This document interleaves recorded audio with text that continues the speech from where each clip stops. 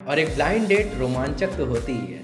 और जो बाकी बचे वो हैं ट्यूसडे, थर्सडे, सैटरडे वाले। क्योंकि लहसुन खाना गलत नहीं है, लहसुन खाने का हमारा तरीका गलत है। लेकिन अब आती है पते की बात।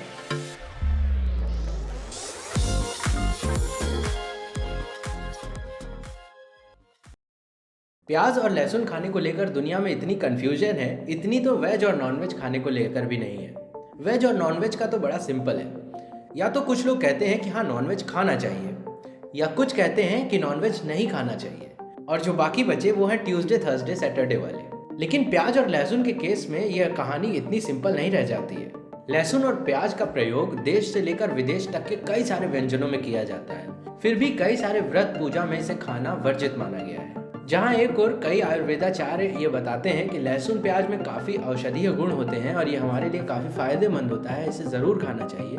वहीं पे कुछ महात्मा लोगों के मुंह से मैंने ये सुना है कि लहसुन और प्याज को बिल्कुल नहीं खाना चाहिए, ये हमारे लिए नुकसानदेह होता है, इसमें तमस की भावना बढ़ती है, एक्सेट्रा एक्सेट्रा। तो आखिर असल कारण क्या है, ये तो महात्मा ही बता सकते हैं। मैं यहाँ पर आपके सामने उपस्थित हूँ लहसुन और प्याज खाने के साइंटिफिक और लॉजिकल रीजंस को लेकर के। आज इस वीडियो में मैं आपको मॉडर्न साइंस इसके बारे में क्या कहती है, क्यों कहती है, इसके पीछे के रीजंस क्या हैं, ये सब बताऊंगा।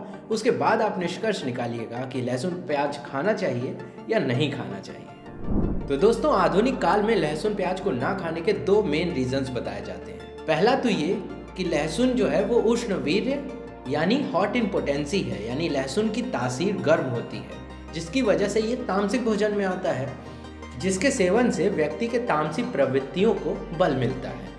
और दूसरा कारण ये कि लहसुन और प्याज में सल्फर के कंपाउंड्स पाए जाते हैं, जिसका अधिक मात्रा में सेवन हमारे मन में तामसी भावनाएं पैदा करता है और हमें आलसी बनाता है। लेकिन प्राचीन आयुर्वेदिक ग्रंथों में कहीं पर भी लहसुन और प्याज को तामसी कहकर संबोधित नहीं किया गया है, बल्कि इसे रसोन यानी अमृत से उपजा, अमृत के समान कहकर इसका गुणगान किया गया है। इसीलिए हम आगे इन्हीं दोनों रीजंस पर चर्चा करेंगे और देखेंगे कि इनमें कितनी सच्चाई है। तो दोस्तों, सिर्फ लहसुन और प्याज ही नहीं, अदरक, दालें, मिर्च, मसाला, हल्दी, बाजरा, गेहूं, सरसों, फलियां, पालक, पपीता, ये सभी उष्ण वीर्य होते हैं, यानी इनकी तासीर गर्म होती है। जबकि वहीं चुकंदर, जिमीकंद, उड़द, आंवला, कद्दू, करेला, कलौंजी, गाजर, घृतकुमारी यानी एलोवेरा, इस तरह के फ्रूट प्रोडक्ट्स में दोनों चीज़ें पाई जाती हैं, यानी ये स्पर्मेटोजेनिक और एफ्रोडिसियाक दोनों होते हैं। जबकि वहीं जायफल, बादाम और उड़द जैसे प्रोडक्ट उष्णवीर्य तथा कामोद्दीपक होते हैं, यानी एफ्रोडिसियाक होते हैं। तो इससे हमें ये पता चलता है कि सिर्फ लहसुन और प्याज अकेले ऐसे प्रोडक्ट्स नहीं हैं जो हमारे मन में तमस की भावना पैदा करते हैं। तो फिर यही दोनों खाद्य पदार्थ इतने बदनाम क्यों हैं, आइए जानते हैं। दोस्तों, हमारे शरीर में कैल्शियम, फास्फोरस और पोटेशियम के बाद तीसरा सबसे ज्यादा पाया जाने वाला मिनरल है सल्फर। ये हमारे आहार में हमारे लिए उपलब्ध है, यानी हमारे खाने में हमको ये मिलता है सल्फर, और ये हमारे मेटाबॉलिज्म के लिए एक अहम भूमिका निभाता है। तो एक तो ये हो गया कि लहसुन और प्याज में पाया जाने वाला सल्फर हमारे लिए फायदेमंद है, लेकिन एक लिमिटेड अमाउंट में। अब लहसुन के कुछ और गुणों की बात कर लेते हैं। लहसुन में एलिन नामक कंपाउंड पाया जाता है, और जब हम लहसुन को क्रश करते हैं या कूटते हैं तो उसमें एलिनेज निकलता है। एलिन और एलिनेज मिलकर एलिसिन बनाते हैं। एलिसिन वही तीखी महक है जो लहसुन में आपने सूंघी है, और यही एलिसिन हमारे शरीर के लिए बहुत फायदेमंद होता है।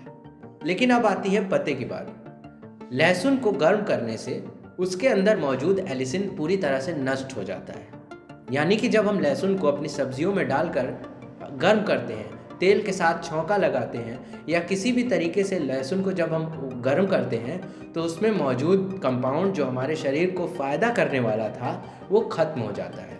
एक स्टडी में ये भी प्रूव किया गया है कि लहसुन को 42 डिग्री सेल्सियस पर गर्म करने से उसके अंदर मौजूद एलिनेज भी पूरी तरह से ख़त्म हो जाता है। और जब लहसुन 60 या उससे ऊपर डिग्री तक गर्म होता है तो उसके अंदर मौजूद एलिन कंपाउंड भी पूरी तरीके से नष्ट हो जाता है। और क्रश किए हुए लहसुन को अगर ऐसे ही छोड़ दें तो कुछ दिन में उसका एलिसिन भी अपने आप नष्ट हो जाता है। यानी कि अब आप समझ लीजिए कि जो हम लहसुन सब्जियों में डालकर खाते हैं उसके अंदर ये तीनों कंपाउंड मौजूद नहीं होते हैं। मतलब ये तो वही बात हो गई, सूत ना कपास और जुलाओं में लट्ठम लट्ठा।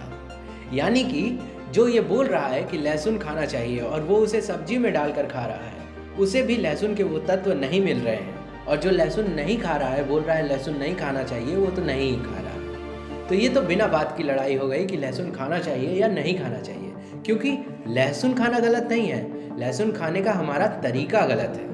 तो उम्मीद है कि मेरी इस बात से आपको इस सवाल का जवाब भी मिल गया होगा कि जब लहसुन पकने पर लहसुन ही नहीं रहता तो लहसुन को सब्जी पे डालने में उसका टेस्ट अलग क्यों हो जाता है। असल में लहसुन का स्निग्ध और उसका लग्जरी टेक्सचर तथा तेल में भुनने पर कैरमलाइज्ड लहसुन के सुगंध और स्वाद लहसुन का असल जादू करते हैं। यानी अगर आपको लहसुन फायदे के लिए खाना है तो आपके लिए ताज़ा और कच्चा लहसुन ही बेस्ट है, और अगर आप लहसुन फ्रेग्रेंस के लिए खाना चाहते हैं तो आप बेशक उसे अपनी सब्जियों में डालकर उसका स्वाद और लुफ्त उठा सकते हैं। ये बात मुझे भी नहीं पता थी, लेकिन कहते हैं ना, what is research, a blind date with knowledge. और एक ब्लाइंड डेट रोमांचक तो होती ही है, लेकिन इसके अपने जोखिम भी हैं। इस ब्लाइंड डेट पर जाने के दौरान, यानी इस वीडियो को बनाते वक्त, मुझे भी कई सारी ऐसी चीज़ें पता चली जो मुझे पहले नहीं पता थी। लेकिन अब जब मुझे ये पता चल गया है कि गर्म होने पर लहसुन की अधिकतर पौष्टिकता नष्ट हो जाती है, तो मेरे मन में कई सवाल उठ खड़े हुए हैं। जिसमें से एक सबसे महत्वपूर्ण सवाल ये है कि फिर जो हम जिंजर गार्लिक का पेस्ट दुकान से खरीद कर ले आते हैं वो हमारे शरीर के लिए कितना ही पौष्टिक है, क्योंकि उस जिंजर गार्लिक के पेस्ट को पैक हुए न जाने कितना समय हो गया है। तो आप खुद समझदार हैं, आप समझ गए होंगे कि मेरा इशारा किस ओर है। इसी के साथ इस वीडियो को यहीं समाप्त करता हूँ। कुछ और नई जानकारियों के साथ फिर से मिलूंगा आपको नई वीडियो में।